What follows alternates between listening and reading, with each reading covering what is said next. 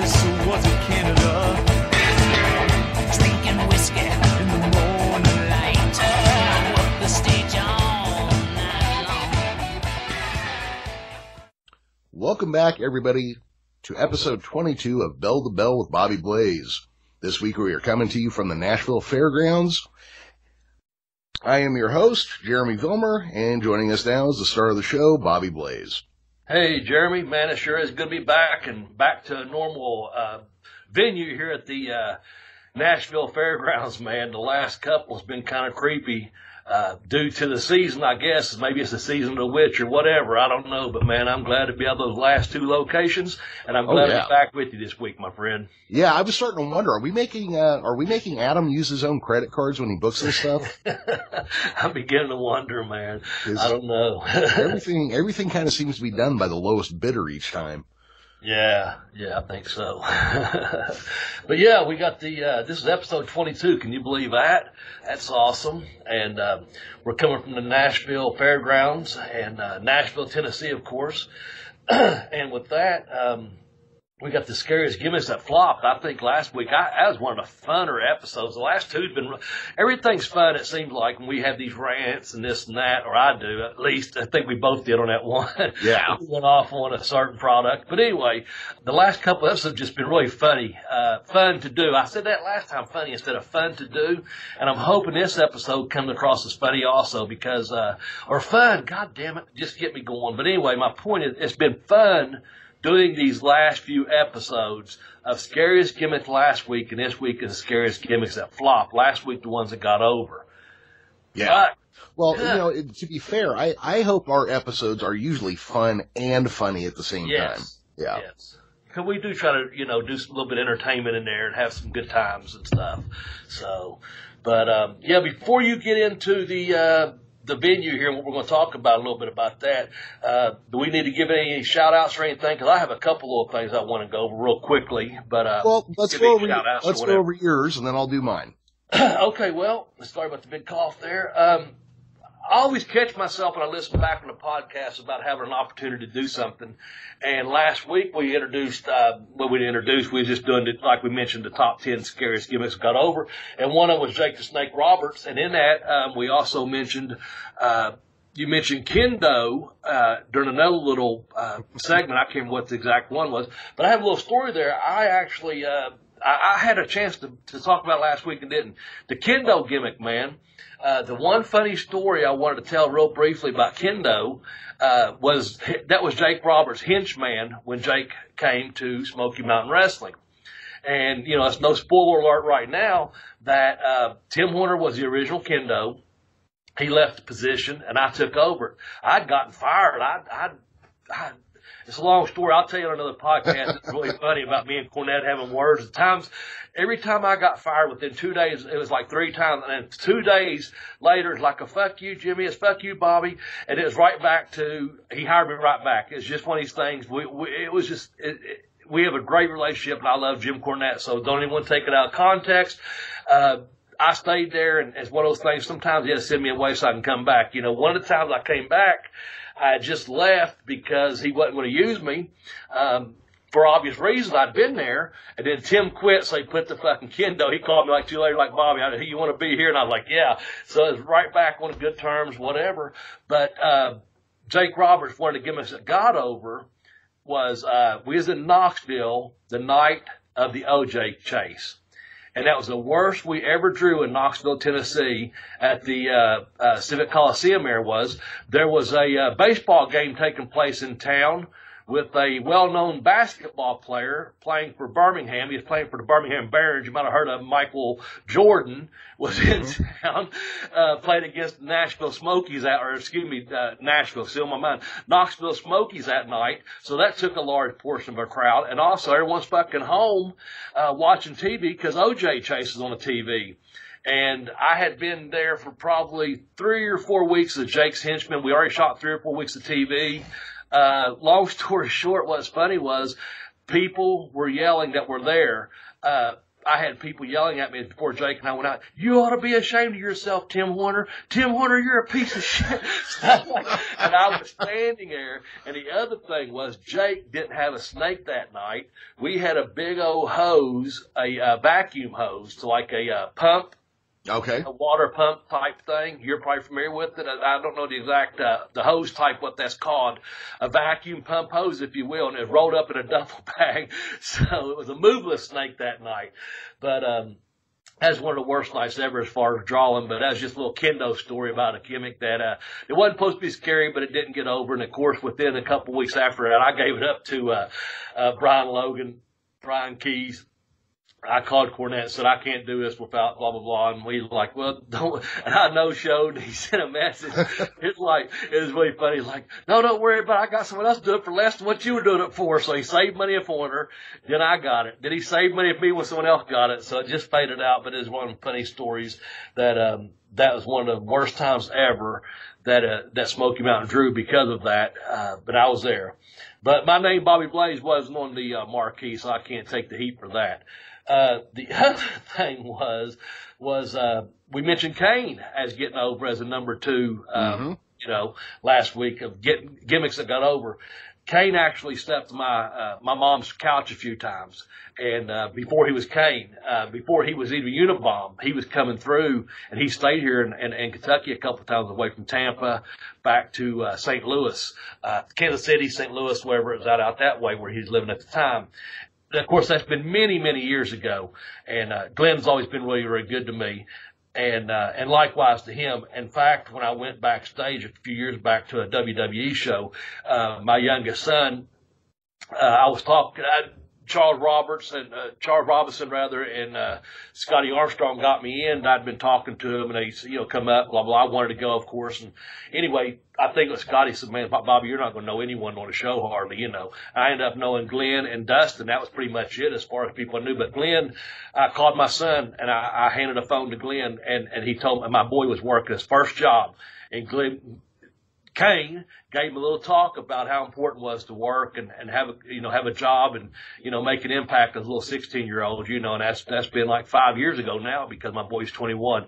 But anyway, so sharing those stories, that's just the way the wrestling business works sometimes. I just wanted to, when we went over those people last week, Jake Roberts and Kane, gimmicks that got over, I could have added a few stories, but I know we're also on a time, and I know I've already spent about 5 minutes of this episode talking about that. And with that said, we can go ahead and move on. I just want to get those. I hate missing the opportunity to not say something. We're 7 minutes into the segment here, and I just want to get that out there that, sometimes it's hard for me to differentiate between being one of the boys and just being a fan of the business. Oh, and yeah, I'm sure. Talking about something.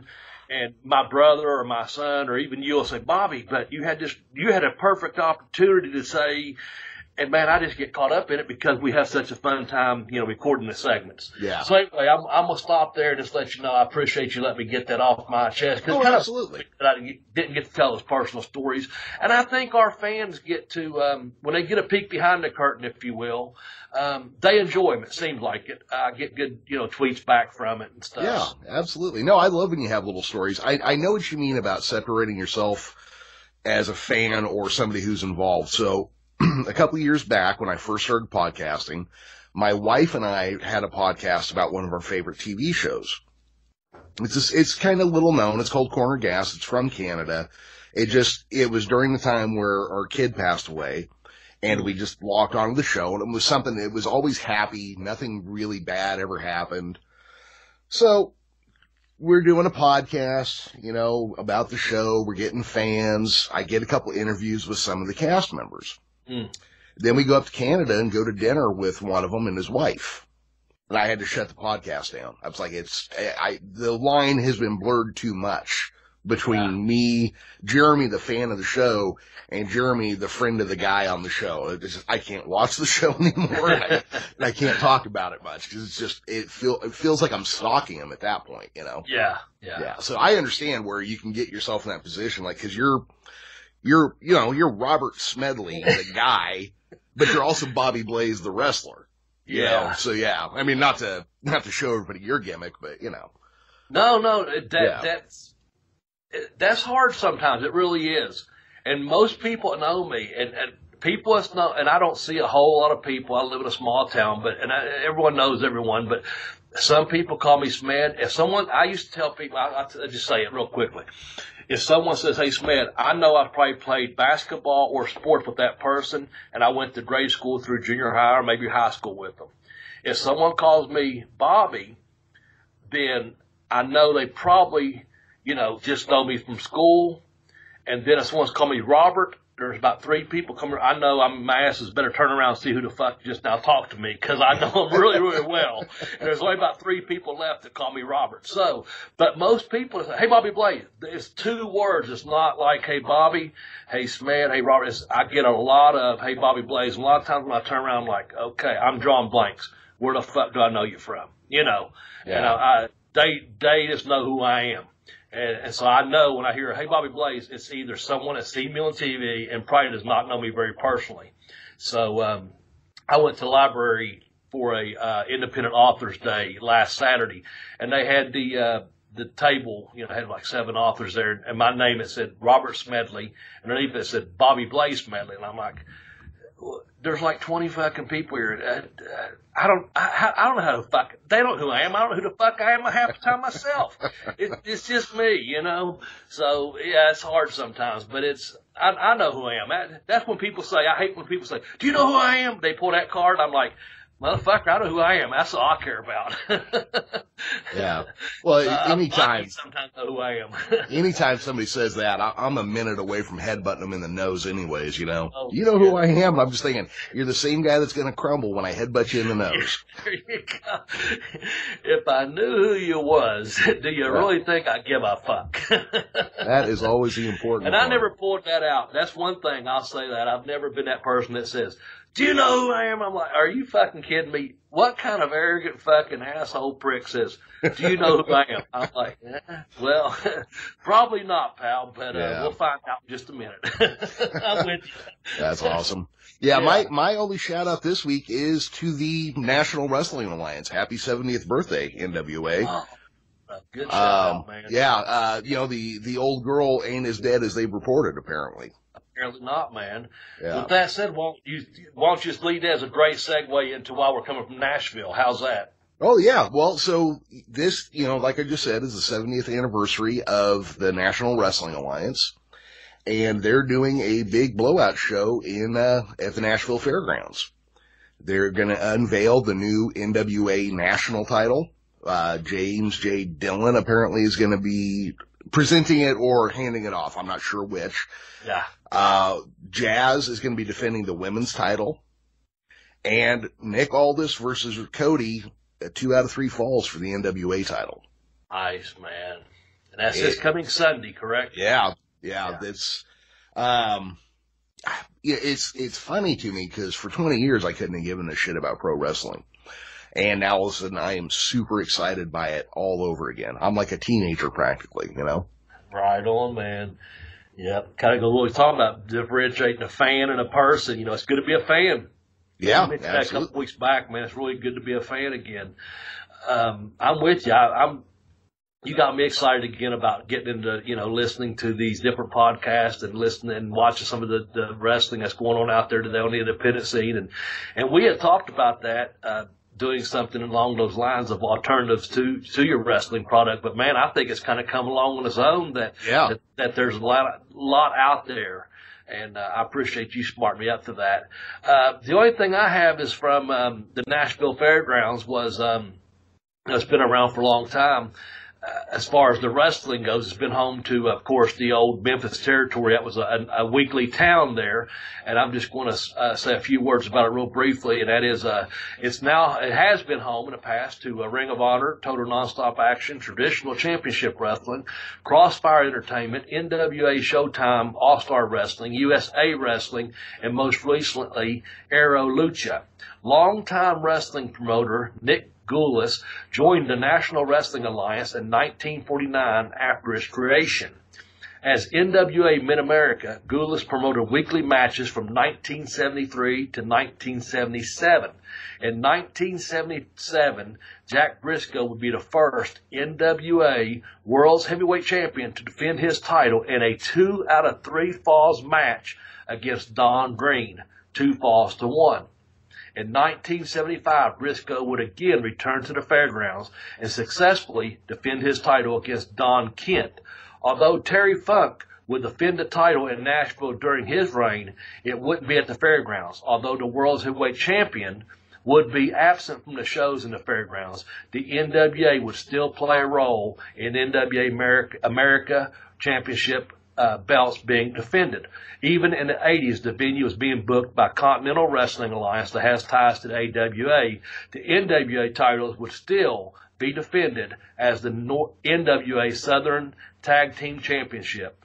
And it just goes on talking a little bit. I just got that from an article from the history of the National Wrestling Alliance there in Nashville at the fairgrounds. And with that, coming up with the 70th anniversary, I just kind of want to tie that in with our venue, because we've come from some spooky places the last few weeks, and like we mentioned earlier, it's just good to be back into a regular venue, something that's known throughout the world of professional wrestling as one of the all-time great facilities or venues to run professional wrestling. With that said, again, it's episode 22. It's Scariest Gimmicks That Flopped this week. And on the Bell to Bell with Bobby Blaze and Jeremy, I'm going to use that as a segue to use our sponsor, the books, for this week's promotion, if you don't care. Yeah, absolutely. Everybody, you can get a hold of Bobby's books, whether digital or paper form, by using the following links. They're affiliate links for the show, so the show makes a little bit of money. Bobby makes a little bit of money for selling a book. You can get to Pin Me Pay Me by going to tinyurl.com/blazebook1. And you can get his other book, I Kicked Out On 2, The Educational Wrestler, by going to tinyurl.com/blazebook2. That being said, we're trying out a couple different things this week. I'm not sure how any of it's going to work. I've got a new set of headphones, a new microphone, and we're using new recording software. So if there's any glitches or anything, no, it's not because I, got lazy. It's just because we're doing a bunch of new things and I'm trying to figure out how they're going to work. So Bobby, hopefully everything goes okay. That could be the really scary thing that happens in October.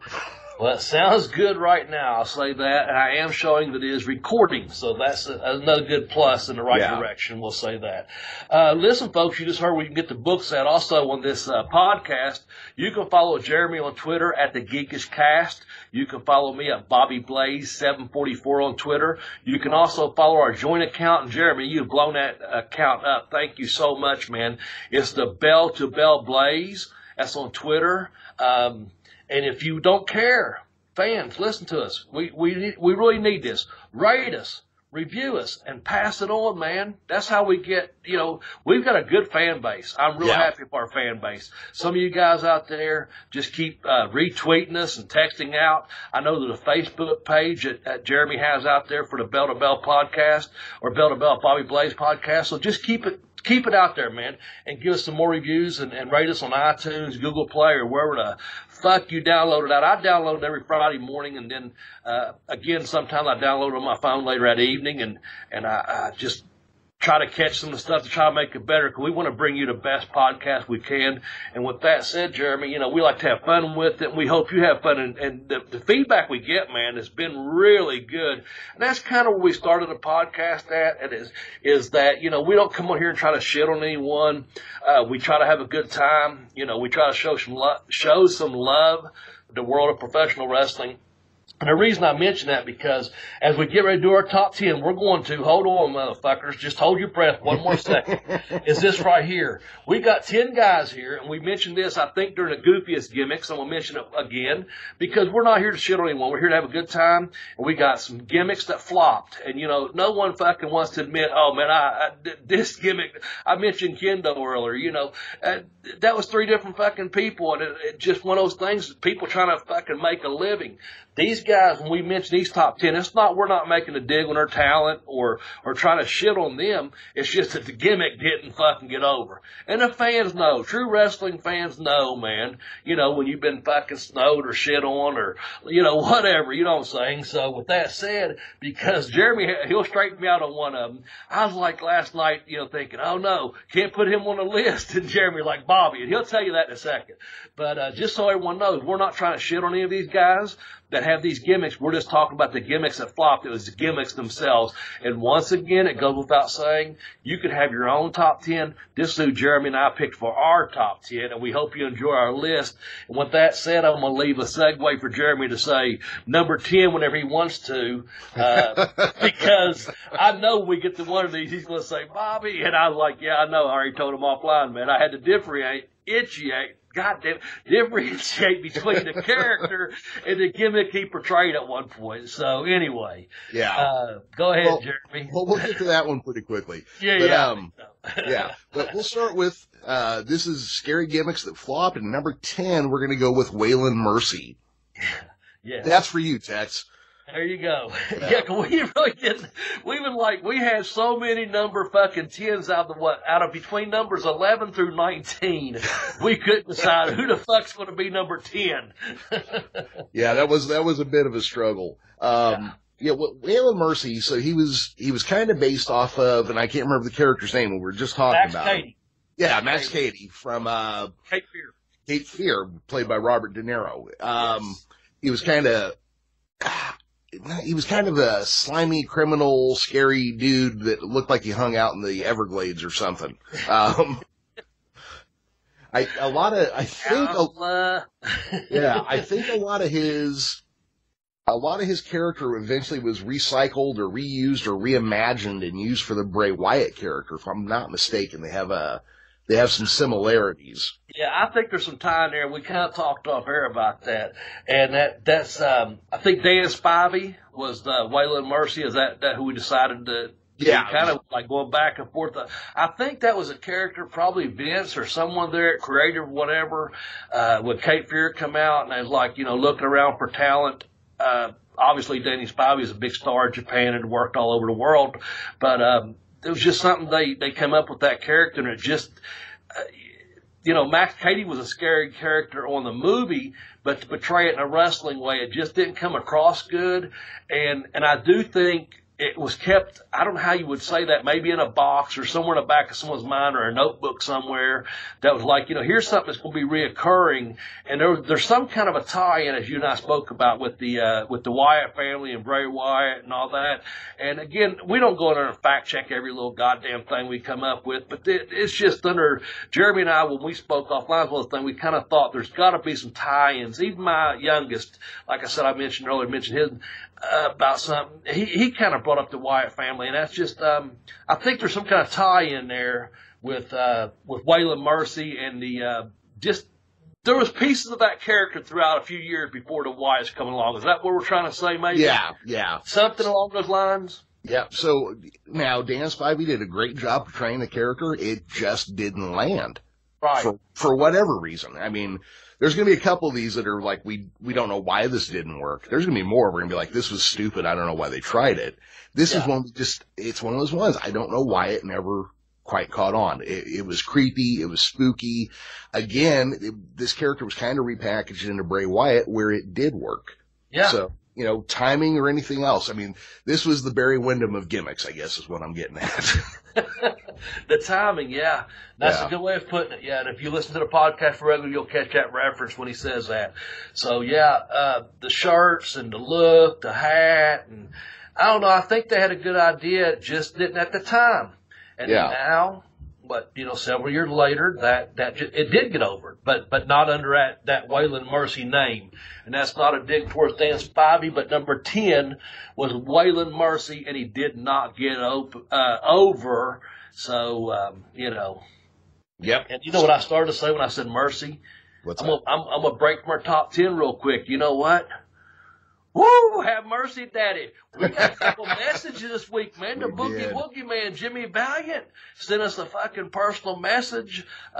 You talking about texting it in number 10 here because we couldn't decide between 11 and 19. So I had a good personal message from George South that made my night. And he left this one on the Bell to Bell podcast, my good friend George. And Tex took care of that. And then handsome Jimmy, the Boogie Woogie man, sent us a message. We got to get them sound bites together eventually. Yeah. We got the Rock and Roll Express. We got fucking Jimmy Valiant. It seemed like I missed the somewhat Hall of Famers. We'll get these Hall of Famers, man. They're really putting over the Bell to Bell with Bobby Blaze podcast. Well, yeah, George South being the third one. George South, thank you, yeah. So with that said, thank you guys very much. We appreciate those sound bites. That was awesome. So Friday, we were out of town this weekend, staying with some friends. And I had to get that in, see her. Yeah. So I apologize. We're off the top 10, but number 10 was Way of Mercy, and we'll have mercy, Daddy. Go ahead. Yeah. Well, and so we're getting shit-faced drunk, and all of a sudden that popped up in my Twitter feed. Yeah. And I watched it, and I'm like, holy shit. And I show it to everybody, they're like, who's that? I'm like, fuck you guys. It's the Boogie Woogie man, Jimmy Valiant. What do you mean you don't know who he is? Yeah. But I digress. No, it's okay. I popped big time too. I loved it. I sure did, man. It was just, it's wonderful. And, it's just, when I got it, I popped. What can I say? Yeah, that was awesome. Anyway, when it said mercy, I had to get that in there. Let's move on to number 9. I'm going to introduce him, and I'm going to let Jeremy, chew my ass out if he wants to. This is Jeremy's vote for number 9. I'm just backing it because of the gimmick, not the person. And if you know me at all, you'll know it. I know it's not the person.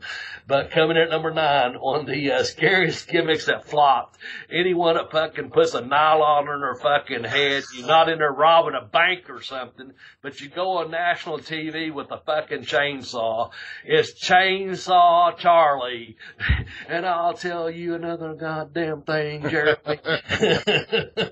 My jackass. Man. Bobby fought me on Charlie.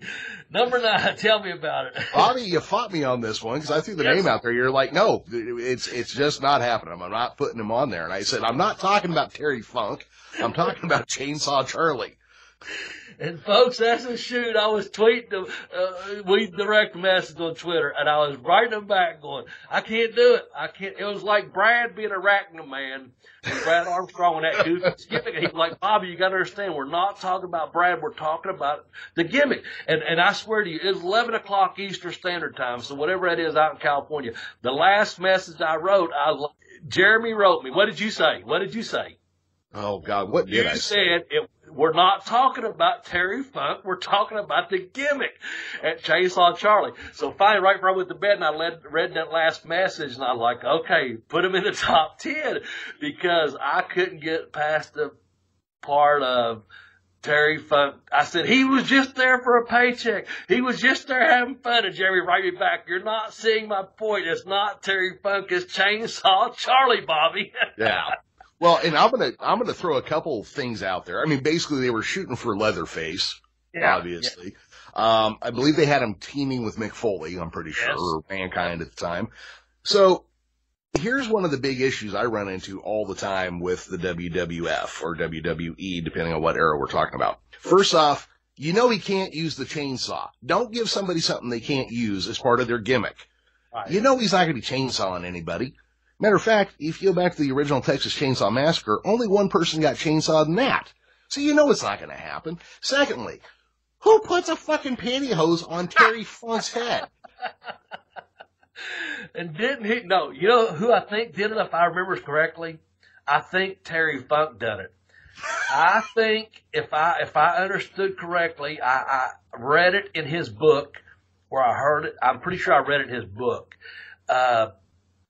Hardcore legend, whatever. if I'm not mistaken, he grabbed a pair of pantyhose off Sherry Martell and put them over his head himself to become Chainsaw Charlie. So I don't know if that was a character suggestion or if that was just Terry Funk going, you know what, I'm just here for a paycheck. I'm going to have a good fucking time. They want to give me this gimmick. I'll fucking make it work. That just shows what kind of talent he has. But like I said, the gimmick itself is like, well, I'll tell you, when I saw it, we're going to get into this a little bit later on about one of these characters too. I personally saw it happening while I was still working with WCW and watching the programs and stuff like that. When I saw that on WWF at the time, I was like, oh man, that's my hero, man. But see, it just is like you said, what the fuck are you supposed to do with it? Even though Terry's probably, I don't know how he said it or whatever, and I get my book out over and look at it, but, give me that fucking pair of pantyhose and cut the end off and stick it over my head, and I'll go out there and I'll make this fucking gimmick get over. Watch this. You know what I'm saying? One of those things like, you know what? Watch this. And it just didn't get over. Creepy, scary, whatever, blatant ripoff of the Texas Chainsaw Massacre or whatever, but I couldn't get past that point of it. But Jeremy did, so he put it on the list, and it's rightfully so. So I have to agree with him, Yeah, and it's not a knock against Terry Funk. I mean, no. Terry Funk's one of the greatest of all time. This thing didn't work, and I think when you give somebody something as part of their gimmick that they can't use, it'd be like sending a guy out with a machete. It's not going to get involved. It can't. You can't murder somebody in the ring. Yeah, so it's, and not only that, but the WWF's tendency to take well-known people and go, fuck it, you don't know this guy. Kurt Hennig, what's the AWA? He's Mr. Perfect, and he's never wrestled before today. And then to do that to Terry goddamn Funk of all goddamn people. Yeah. No wonder it didn't get over. That's all I'm saying. Exactly. That's the point. It flopped. So there you go. Speaking of flops and plops, number 8, Mantar. I feel stupid just saying it. Yeah, huge flop. Yeah. Huge flop. When that come out, I was like, wait, what? And I obviously still watching quite a bit at that point, but I still don't get it. What the fuck was that? Mantar was... Is that, I don't know, it's mythological, it's the Minotaur? Minotaur, it's, how do they expect you to, I don't know, it's WWF TV at the time, but it just flopped. I'm speechless, honestly. In fact, wasn't he a collegiate wrestler? He was at the very least, he was a catch wrestler. Okay, yeah. So, I mean, the guy, he's a legit tough guy, a legit wrestler, a guy who can, fold you about 900 ways. So what do we do with him? Put a fucking bull's head on him and send him on out, ladies and gentlemen. Yeah. Oh, and then don't have him wrestle, don't give him a functioning bull's head to wrestle in. Give him one they can wear to the ring and then take off. Oh, man. I don't even know, I want to cut into this character, but I kind of feel like there's really, he came to the ring wearing a bull's head. Right. What the fuck are you supposed to do with this? Well, what I was going to say, I was sitting there trying to think, how do I make chicken salad out of chicken shit? But then I'm sitting there going, you're trying to make the bull shit out of a bull's head. I don't know. I don't know. He mooed at his opponent's body. He mooed. I don't know. What's the old thing? You want to see, what is it? You want a good T-bone steak? You don't have to just ask the butcher or something. You ain't got to stick your finger up a bull's ass. What was the thing about Chris Farley saying about that Tommy Boy or whatever? That's where I'm going with it. Well, let's just stick this out there. We'll stick our fingers up everyone's ass out there, and he'll wear a bull's head, and everyone will be like, oh, this will be great. But unfortunately, it flopped. Oh, yeah. It was... I'm rambling on because I don't know what to say. I'm kind of embarrassed that someone would do that. Hey, Jim Cornette managed him. There's something, right? Well, I think that's when you're trying to make chicken salad out of chicken shit. When you say, Jimmy, Get this guy I'm over. sure at that time he wasn't trying to ruffle any feathers, but whatever, or shake a bull's ass at him or whatever, or call bullshit. But like you said, they probably said, hey, put Corny with him, he'll get it over. And Corny's probably going, well, I can't wait to get back to Louisville. I'm imagining that conversation in my head. Hey, Jimmy, hey pal, we need you to get over here, and you're going to run around with this Minotaur. And then Jim Cornette's all like, God damn, I'm trying to eat a cheeseburger over here. Like, God damn it, Vince. It's triple cheeseburger, triple cheese, triple. I had to get him to bring out a whole new jar of mayonnaise and an extra block of cheese just to make the burger. And now you want me to run around with a goddamn Minotaur? Well, fucking shit, goddamn piss hell. You're a Republican. I can tell from here.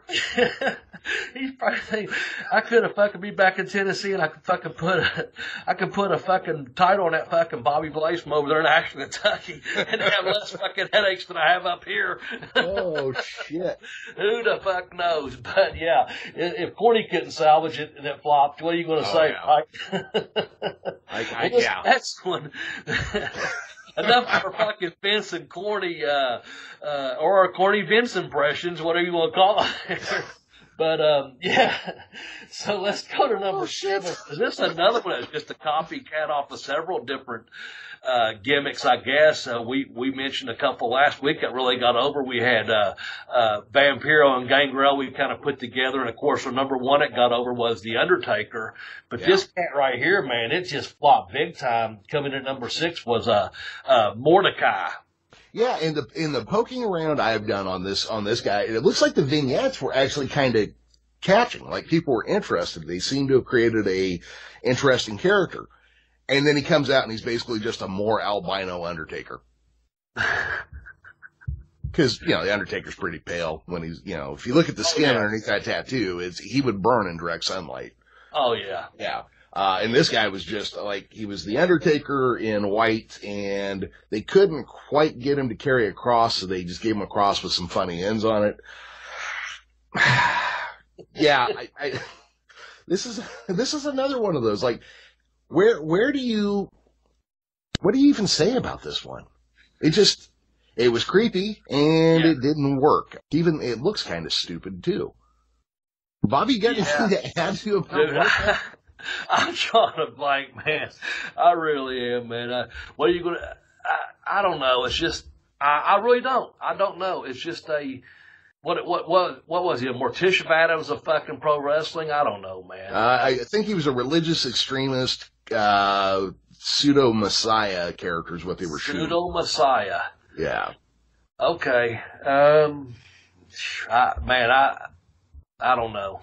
I really don't. I was like, well, obviously it flopped. We know that. I don't have anything for you. Honestly, I'm drawing a blank. I can sit there and go, I'm going to look online real quick and try to bullshit you, which, I'd be Minotaur and be full of shit or bullshit. But, I don't have anything on Mordecai, man. I know it flopped.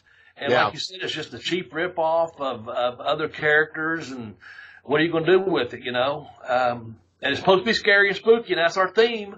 Yeah. So, people might have been creeped out or whatever, but, he's a little bit scary or whatever, but obviously it just flopped, especially two fans like you and I, who are still obviously watching during that time period, don't have anything on them, and I'm not going to sit there and look it up and try to bullshit my way through it, and you're sitting there going, well, I had this and that, and it's like, we still got nothing, so Mordecai with a fucking flop, and that's that. That's all I can say. He flopped on the show, and he flopped for us, too. Yep. Yeah. All right. Well, let's move over him because the next one will be kind of fun. Yes. Number 6, Kevin Sullivan brought him in, and he was the Yeti. Yeti. Striking fear. I'm sure the entire audience just like pooped themselves in fear when I announced that his presence was coming. Yes. Okay. So the Yeti is supposed to be a bipedal snow ape thing that kills people in the Himalayas. So, Bobby, what we're going to do is we're going to take a big guy and we're going to wrap him in toilet paper and call him a Yeti. It's obviously a natural fit, right? It sounds familiar. Yes. That's the natural fit. Yes. Yeah. Because when you think Yeti, you obviously think of an Egyptian mummy. That's just, I mean, that goes straight together. Then what we're going to do, we're going to have this giant mummy break out of a block of ice very dramatically and then dry hump Hulk Hogan. What do you think? Sounds like a winning fucking formula for the ever failing and eventually closed down, bought out for pennies on a dollar WCW. You know, for a company that was doing so much right, like right after this, they sure had a lot of wrong right at this time. Yes. Yeah. Holy cow. I don't know. You know, the Ron Reese was a character. I met Ron, and I actually had a show up in Pikeville, Kentucky. I'd booked them several people. Pez Watley was bringing me some guys from Atlanta and stuff, and I was like, oh, for fuck's sake, just bring Ron. Just have a big 7-foot fucking guy come up here, and it's an outdoor show. I'll get these two holidays always mixed up. It was Memorial Day weekend, and a guy, Marlowe was the guy's name. We used to do wrestling shows at his bar in Pikeville, Kentucky, and he also had a big old farm, man, and he had everything out there, horses and big house and farmland and this and that. And I said, for fuck's sakes, we're not bringing the Yeti in. We've already went through it, which is going to lead to our next one. It's kind of a tie-in. But Pez said, I can get you this guy. And end up being Pez and the Batten twins and myself and a couple other guys. But the Yeti didn't show up, thank goodness, out in the fucking heat of Memorial Day weekend in Pikeville, Kentucky. It would have been terrible. But nothing against Ron. But, like you said, Kevin came up with it. But you got a guy walking out through, and I've been to those worldwide tapings, man. Those things held 300 people. You're at an amusement park, and they go around on the shuttles and the buses, and they pick you up, and they bring you into the air conditioner for about an hour or so while they film. Some of them are wrestling fans from around the world, and of course it's the worldwide taping, so they show them everywhere. But you got this big fucking guy, 7-foot fuck all, and he's walking out with fucking toilet paper hanging off of him, and it's just like, even the fucking most intelligent people and the most fucking over wrestling people and the people that's just trying to get out of the fucking heat are thinking, what the fuck did I even come in here for when that guy comes walking out through there? Just, big, loose, sloppy, had a good body and stuff. He played ball, he played basketball. He's a big, strong, cock-strong looking guy, but, drag your feet walking out. And I'm kind of jumping because I know we're going to tie in the next one at some point with this guy, but for a company the size of WCW, don't you think they could have done a little bit better with that character, or why even introduce that character? I guess I don't know. Yeah, well, and I'm going to come. I'm going to come back to something I'm going to say about this one, then we'll move on. But the Yeti's supposed to be this big, hairy, thing. When we get to number 1, we'll see why that idea doesn't work out either. All right, let's keep moving here. Number 5, The Mummy, Prince Karras. Yes. Well, it kind of goes with the Yeti, even though the Yeti is supposed to be a different look. He still looked like a mummy. So with that said, the Mummy in Smoky Mountain, Prince Karras, Big Rob Mazie, from everything I understood, and I got along with Rob so good. I knew him way back when. We'd done some shows in West Virginia together, and he actually done several characters, as did I, when we worked for Bobby Fulton shows over in Ohio for the All-Star Wrestling over there, the Big Time Wrestling, where it was. But I guess everything I've heard from what Cornette said on his podcast, and I don't want to overstep anyone else's podcast. I wasn't booking or anything like that, but I guess Rick Rubin's wanted a mummy at some point on a wrestling show. And anyway, Rob Mazie came in, and we talked about Darren Van Horn, James Mitchell last week as one of the most over for scariest gimmicks. But when the Mummy debuted on Smoky Mountain TV, I had 2 TV matches that I went out there and done, and out of hundreds, and I could be wrong with hundreds. I don't know. Go fact check it. I've done a shitload of them for 3.5 years, whatever it was there. But one of them that comes, 2 of them that come to mind. One's against Bruiser Bedlam, and Cornette managed him, and so my gimmick just was like, get out there, do this, and boom, and that's that. But when they brought Rob in, Of course, I already knew him, and he knew Mark Curtis pretty good, as did I. And of course, Cornette asked me would I, go out there and work with him, and I had no problem doing it, and I knew what the deal was.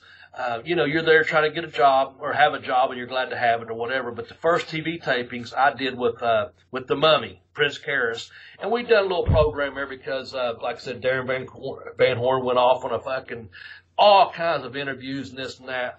But as far and he would turn his he had a gimmick on his arm, kind of like the old Bob Orton Jr. thing. He would turn a little thing on his arm like it would go to a harder part of it was like maybe a cast you'd call it, I don't know, underneath the Mummy outfit, if you will. Yeah. He would turn it and he'd glob me. And the thing about it was, I will say this, I'm just kind of defend myself here.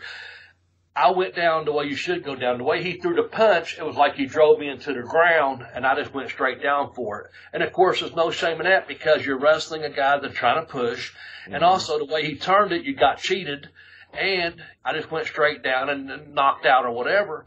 And so I got to work with Rob quite a bit for the next few shows, several house shows and those type things. But, man, you talk about a first-hand experience of being out there flopping.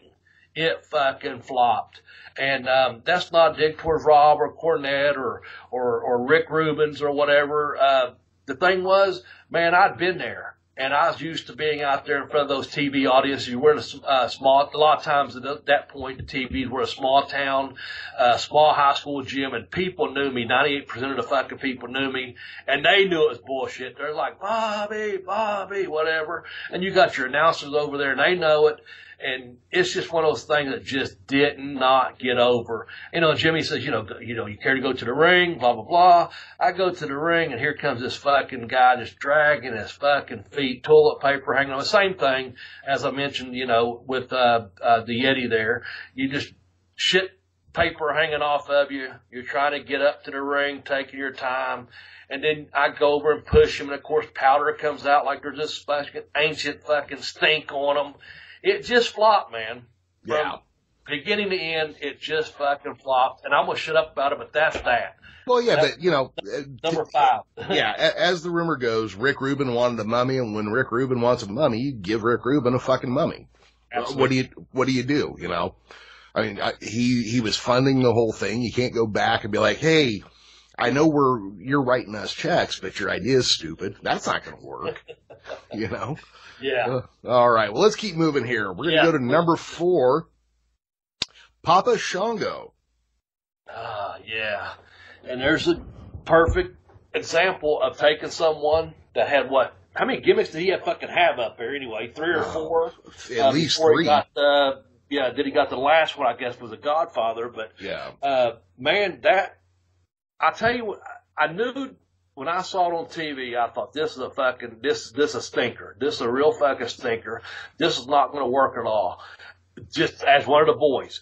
And as a fan. But then, when I saw him in a match, it may have been first, second, third, early on in one of the matches, he come out and just like hypnotized the fucking, the Ultimate Warrior. And I'm like, that's when I knew this is definitely a flop. You can't just fucking make people using your mind control, telepathy, or having some kind of fucking voodoo over someone. I was getting to it. I couldn't think of a fucking word.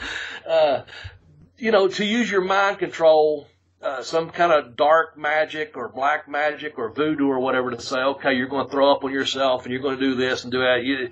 It's one of those things you have to have the TV or it's not going to get over. And in that case, they had strong fucking TV, and guess what? It still did not get over. Papa Shango did not get over. Yeah, it was an impressive look.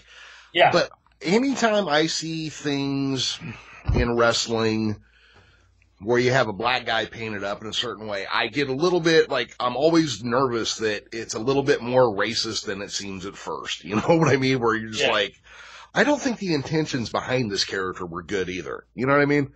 Yeah. So it was kind of a cool look, and maybe if they had him drugging people instead of hypnotizing them, using the old, the actual Haitian drug that they gave people to turn them into zombies, something like that, maybe that would have worked. but I also feel it's just, you can't follow through with it. He's a voodoo guy. Yeah. He's not going to be sacrificing chickens. You know what I mean? It's just, I know. There are promises that are made when you create a character like this. It's like Chainsaw Charlie. You don't put a chainsaw in a guy's hand because it raises the expectation of there being somebody getting poisoned or chainsawed or whatever. Yeah, you just can't do it. So yeah, Papa Shango, just not. Yeah, it's just I know it didn't get over, and I understand why it didn't get over, and yeah, so he's number 4. Yeah, I guess that's where I'm going with it. Yeah. Well, let's do this. We're getting ready to do our top 3. With Yep. that said, I will take a second here. I'll let you plug the books, but I'm going to do this. I'm going to go from 10 down through 4. How's that? Sounds good. Okay, so one of the scariest gimmicks that flopped, and you can see why they flopped for Jeremy and I, and that is number 10, Waylon Mercy. Number 9, Chainsaw Charlie. Number 8, Manitar. Number 7, Mordecai. Number 6, the Yeti. Number 5, the Mummy, Prince Karras. And number 4, Papa Shango. And with that said, Jeremy, how can people help us by rating us, reviewing us, and also helping the show by passing it on? How can they help this program out? Please let us know. Wherever you listen to us, please rate, review, or leave a comment or anything, but rating and reviewing is really important because it helps people find us easier if we're sitting with higher ratings. Also, if you've got friends who are maybe podcast fans or old school wrestling fans, go out and tell a couple of them about our show. Let's try to get some word of mouth going here because we are just a little bootstrap podcast trying to do things the way we think is the right way to do it, respecting the history of wrestling, except in cases like this, apparently. Yeah. And also, go ahead. No, I was just going to say, before we forget, Potter and Family, man, we're a part of that. And if anyone wants to become, help each other out, other wrestling podcasts and those type things, I'll let you expand on that. But I noticed you threw something out there the other day about that on the Bell to Bell podcast Twitter feed. And so if there's any other podcasts out there, man, we're part of the Potter and Family. Kind of fill them in on that, Jeremy, if you want to go briefly. Potter and Family, it's a hashtag that you use when you're promoting your show. So the idea with it is when you write your tweet that you're going to promote your show with, you put the hashtag Potter and Family in, and you pin your most recent little tweet about your show to the top of your profile. Then you go ahead and follow that hashtag and go share other people's shows. And so doing this, podcasters can help get the word out about each other's shows by using this hashtag, but you have to like and retweet other people's shows. But it can be a huge way to get a new show off the ground and get new eyeballs on it. And I encourage you, if you have a podcast out there and you want help, getting found, use that method, put the hashtag in your tweets, but more importantly, go review or go retweet other people's shows and help get the word out about other people. It's a way to help each other out in the process. Yeah. And that being said, I was also kicking around the idea of coming up with a new hashtag for just pro wrestling podcasts to help each other get the word out. So if you're interested in that, hit me up on Twitter. Bobby, where can they find us on Twitter? Yes, you can find Jeremy on Twitter at The Geekish Cast. You can find me on Twitter at BobbyBlaze744. You can find a joint account for this podcast at Bell to Bell Blaze on Twitter. And there's also a Facebook page, but also just go to the Twitter because I found several really good podcasts using the Potter, fuck it, say it, Jeremy. Easy for Potter you to say. Family, yes, get it out there, Bobby. Potter and Family hashtag because I found some other podcasts I really like and enjoy it. I've met some really cool people that I follow on Twitter and get to know, not on a real personal basis, not on an intimate basis, but on a professional level. Is like, you know what, we're out there trying to help each other and you can have some fun time. I love podcasts. I'm a podcast mark, and I love a couple of the big ones I listen to weekly. But also, man, I found like yours, Jeremy. I stumbled across it, man, and there's the Geekish Cast. I got to give this a listen, and that's how you find stuff like that. So just follow the hashtag. I hope you come up with a new one for pro wrestling because there's several podcasts out there that I follow and listen and enjoy, and I'm always trying to retweet things, even though I can't spit them out half the damn time I can, at least listen and enjoy some of these great podcasts that are available. And we can also help each other by paying it forward, by retweet. And the way you do that on here on Twitter is just retweet it, man. Like it, retweet it, give them a listen, rate them, review them, you know, post a comment or two or whatever, and fuck off, move on about your business, which our business is the top 10 scariest gimmicks of all time in professional wrestling that fucking flopped. All right. Well, with that being said, let's pick up with number 3, the Boogeyman. Boogeyman, yeah. Man. He seems rather similar to the last guy, doesn't he? Yeah, it's just, there you go. Mm-hmm. Put a little bit more face paint on him, color him a little bit more. I don't know what the idea of the big fucking clock was. I don't know, he's coming around midnight or whatever, but also, you know what? Let's have him eat some fucking worms. Every fucking kid is scared and doesn't ever want to eat a worm, or fucking Fred eats a worm. I don't fucking know. But, the Boogeyman. Everyone's scared of the fucking Boogeyman. He lives under your fucking bed. He's in the closet. Fuck. Yeah, see, and the reason the Boogeyman is scary, and I mean the traditional Boogeyman, is you never really know what he looks like. You know what I mean? Right. He's just this thing, this amorphous thing that's gonna get you. You put the Boogeyman on screen and he ain't so scary. Right. Nothing when given form is actually that's as scary as it was in your head, you know? Nothing ever is. And it's another one of those. So what's the Boogeyman gonna do? Is he gonna kidnap kids? No. Oh, well then he's not really the Boogeyman, is he? There you go. Right? I mean, right. No, you're right.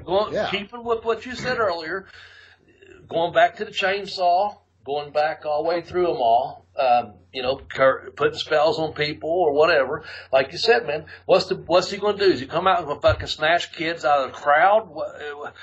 Where is this character going, and how come it doesn't get over? It's because it's not scary. You know, it's a flop.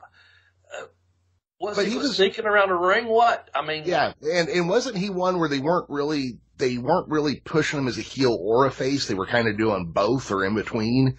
You're right. Yeah. Yeah. So I mean, it's just a weak, it's weak execution of a so-so concept, I guess, is where I'm headed with that. Yeah. Yeah. And I guess when you have the power of TV, you could do so much more with your vignettes. You can do, and we've talked about the production of WWE TV and stuff. You could do so much more with it or whatever. But that's just what, like you said, I don't know. I like a little taste of realism with some things, and that's one of those things right there that there's no realism to it whatsoever. Because once you put the face or the embodiment of this is what the Boogeyman looks like, everyone's going, yeah, really, okay. This is over. Let's go get some popcorn, Jeremy. Exactly. Yeah. It just, everybody's got their own Boogeyman. I'm not even going to follow that track. Look, I like a little bit of magic realism as much as anybody does. Sure. When you're in pro wrestling, though, you're supposed to be watching a sport, and having Dustin Rhodes painted up as a guy standing outside a window, all this stuff. It makes promises that have nothing to do with the story you're telling in the ring. And wrestling stories should be told in the goddamn ring. Yeah. And all the other shit is extra. I mean, you're right, Bobby, when you've got this big TV machine behind you, you can do more. And maybe you should do more. But if this is what you're going to use it for, then you're doing something wrong. Yeah. And speaking of doing something wrong, let's move on to number 2. And I was going to say, man, what a great way to lead into number 2 about having TV, having production, having the money to do something. And I'm sitting in a very room where I watched this debut because I worked for the company around that time. When I saw this debut, I used an old Arn Anderson had said something. They done something. They were talking about WCW. I was there, and something happened, and Arn come back, and we was watching the monitor, and he said, that just cost a bunch of people their jobs. Well, I'm going to tell you, and that was a whole nother segment, because I was actually in the locker room when that was said. I was at home I was in a room I'm sitting in right now watching TV. I knew it was going to happen. I'd heard. I wasn't in Vegas. I heard it was going to happen. WCW paid Kiss, I think it was like $500,000. They was going to debut this new character, which was a complete fucking flop, and he's going to come in at number 2. And I'm going to announce him if you don't know by now. It was the fucking Demon. The guy dressed up, Del Thornburg dressed up as Gene Simmons, and come out and they fucking played a Kiss song. They played them for the rights to do that on a Monday fucking Nitro. And I sit there and I thought, well, that there just cost about 100 fucking people their job, because at $500,000 fucking dollars, why not go out and hire 10 guys at fucking $50,000 a piece? They can get out there and work, and they're wanting jobs, and they're fucking cutting jobs. And they fucking, nothing against Dale and the Gimmicks and this and that, or the wrestler or person or whatever, but goddamn, what a fucking waste of time. What a waste of fucking gimmick. What a waste of fucking money. What a waste of fucking every fucking thing. That thing was, it didn't get over. It fucking flopped. And because the decisions made in that organization, which eventually fucking shut down, it's because of bullshit like this, and the Demon did not get over whatsoever. It got over worse than a fucking fart in a church, man. I mean, it was shit. It was shit, Jeremy. Oh, absolutely. And check this out. The first time out, the Demon was played by Bryan Adams. Then they switched to Dale Torberg, who they had originally told he was going to be the Demon anyways, and they took it away from him to give it to Bryan Adams. Mm. If anything says corporate malfeasance, it's shit like that. Yeah. You know? It's just unbelievable to me. Now, apparently, well, first off, let me say this about Kiss. I love certain Kiss songs, but Kiss themselves, Gene Simmons has said Kiss is a brand more than a band. Yeah. They will take anybody's licensing money for any deal. They do not give a fuck. You want to make Hello Kitty Kiss figures? You sign me a big enough check, and the answer is going to be yes. So WCW paid to license this character, had Kiss come out, play God of Thunder, and nobody fucking watched it. Right. Okay, first, that's a big problem right there. 2, there was originally a plan for a whole Kiss army of characters in WCW. That's right, ladies and gentlemen. You are going to get a bunch of knockoff half-assed Kiss characters in WCW. That's where they were headed. Oh, God. And you know, by this point in their career, Kiss was already a nostalgia act, you know? Yeah.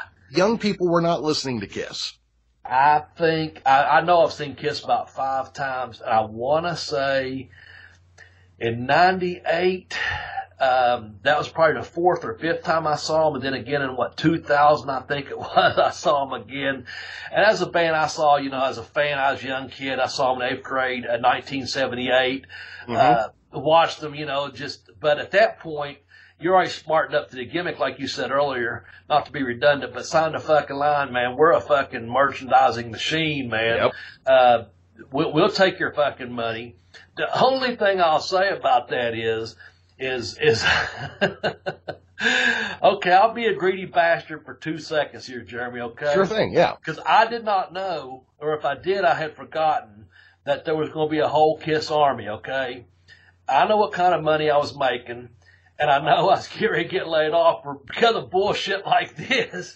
Like Arn said, there goes about 40 fucking jobs, you know. Yep. And I said it to whoever was sitting in this room, I'll just leave it at that. I said, there goes a bunch of jobs right there.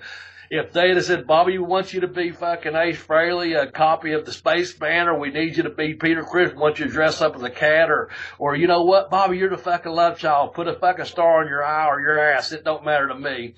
I tell you what, I would have probably said, okay, where do I sign at, you know? So, if I had that opportunity presented to me, so it goes back to what I was saying earlier, as far as one of the boys, you gotta take that fucking chance when you can as far as the opportunity goes. But had I done that, or had anyone else done that, because obviously it didn't happen, but with the Demon it did, it would have been a complete fucking flop, no matter who you put out there doing that. And I guarantee it that Gene Simmons and Paul Stanley, the main 2 right there, especially with the marketing machine that it is, Mean Gene marketing that motherfucking thing, they could care less whether that fucking thing flopped or not. We got our money. Oh yeah, their check cleared either way. Yeah. There you go. So they didn't give a fuck, and it flopped. And like you said, no one was watching it except for my dumb ass. I was concerned about my job. Yeah, Bobby, I watched that episode too, but looking at the numbers, I I think we're the only two that watched. There you go. Yeah. Oh, shit. Well, man, it's a big flop. The fucking demon. What a fucking flop, man. Yeah. So there's your number 2, everybody. And number 2 is also what you call poop. But that being said, Okay. we'll go and we'll finish this list off. Number 1, Bob, do you want to announce it or do you want me to do it? Go ahead. I'll say this, though, real quickly. I hope everyone that's listening had as much fun listening to this, again, as I've had recording it with Jeremy, because this has been another fun fucking list. And thank you so much for making it fun and enjoyable, because we do have fun on this podcast, and you have made it enjoyable. I've laughed really good at this. So with that said, give us number 1, scariest gimmick of all time that flopped. Oh, number 1, the Giant Gonzalez. Yeah. Where did you to say earlier? begin? He's a very tall man from Argentina, I believe. Yeah. He wrestled under the name in WCW. He wrestled as El Gigante, but they didn't put a stupid fur suit on him. Yeah. To make it worse, Bobby, they didn't just put a fur suit on him. They airbrushed muscles onto the rest of the suit where there wasn't fur. Yeah. I don't know. I wasn't there, and WCW was there. Of course, El Gigante was, he played, I guess he was under a basketball contract for the Atlantic Hawks. Mm-hmm. And Ted Turner, I guess he obviously didn't make the Hawks because the basketball skills weren't on the NBA level. And of course, to reach that NBA level, you got to be a tremendous fucking athlete to begin with. So he's under a contract. They sent him over to the power plant at the time, which wasn't fully up and running, I guess, as a full-time training facility that it eventually became. But I know, like, Bobby Eaton has told me before what a nice guy he was and how he tried to help him out and things like that. But, he just didn't have the ability to become a professional wrestler. And of course, once his contract expired, and you can fact check all that, how that works and stuff, Vince or someone there in New York and WWF or whatever, they see this giant of a guy, literally a giant of a fucking guy, that they can get under contract with them. And we're going to give him a push to the fucking moon, but we're going to put him in kind of go back to number 6, a Yeti kind of, we're putting him in a 6-year-old fucking Halloween costume that has the puffy fucking muscles, because he don't have any real fucking muscles, because he's a lean basketball player that's 7'6" or whatever it was. And then not only that, like Jeremy said, we'll put some fake phony fucking Mantar hair on it off the fucking head gimmick we had in the back. Go back there and shave that fucking buffalo or that fucking bull or whatever. Get some hair off of that and glue it in the right appropriate places. But in the meantime, you know what? They got this thing in the 90s down at the mall where a guy fucking sits back there and airbrushes license plates and T-shirts. You know what? Have him fucking airbrush the muscles on that motherfucker too while you're at it. And we'll come out with the fucking Giant Gonzalez, and it'll be over like oh, fuck. What were they thinking, man? It did not get over. It didn't look right. And when they gave up on actually having fur on his costume, they airbrushed fur onto the costume. It's just, the thing is, and this goes back to the expectations, right? That's a string I keep strumming this episode. You got this big, tall bastard. We've seen him before, guys. We know he's not covered in muscles. Fuck it, just draw some on him. Okay, but he's not that muscular. He's not muscular in that way. He's muscular like a basketball player, not like Bigfoot, I guess is what they were going for with him, I guess, yeah. Yeah. No, they've already done the Yeti. They've already done that, right? Or a hairy beast or whatever. Fuck, let's go for Bigfoot. Yeah, let's go for Bigfoot, in which case they should have just wrapped him in mummy bandages, because that works for bipedal apes, apparently. Apparently so. Yeah. It's went over before, right? Yep. Well, like all these other 9 did. Oh, God. And that's the thing, is they pushed the shit out of him, and the audience still went blah. Yeah, that's the thing, man. People know. It goes back to like number 6 with the Yeti and number 5 the Mummy, and when you talk about El Gante or Giant Gonzalez, whatever, when they walk out through there, man, people know, oh, this is going to be shit. And I even, no shame in the fact that I know I've done some WWF TV back in the day, and when you walk out through there, whether you're watching it, whether you're going to be in a ring or whether you're in a back or whatever, people are not fucking stupid, man. And some people want to be insulting to the professional wrestling fans. And I tell you what, some of the greatest people and the best people in the world I ever met come from the world of professional wrestling as far as fans go. And they're not fucking stupid. They know what they like in professional wrestling. And with these 10 characters we've given them, or these 10 gimmicks we've given out today, every one of them, so they come out, people like, fuck. Like I said earlier, it's time for the popcorn, Jeremy. These gimmicks fucking flopped. When you see that guy walking out there, you just know, like, oh, shit. Let's get out of here and go to the concession stand. Anyway, with that said, I think it's time you and I head to the concession stand, man. Maybe a cold beer's on tap for us. Oh, that sounds like a great idea. Well, Bobby, thank you for sitting in on this episode again. Always my pleasure. Yes, sir. Thank you. Fortunately, we were coming from a less spooky location. And assuming that everything goes smoothly next week, we will be skipping over spooky locations again and just coming from some part of Texas. I don't remember the venue, but we'll figure it out next week. So that being said, everybody, for myself, Jeremy Vilmur, and for my broadcast partner, Bobby Blaze, bye-bye, everybody.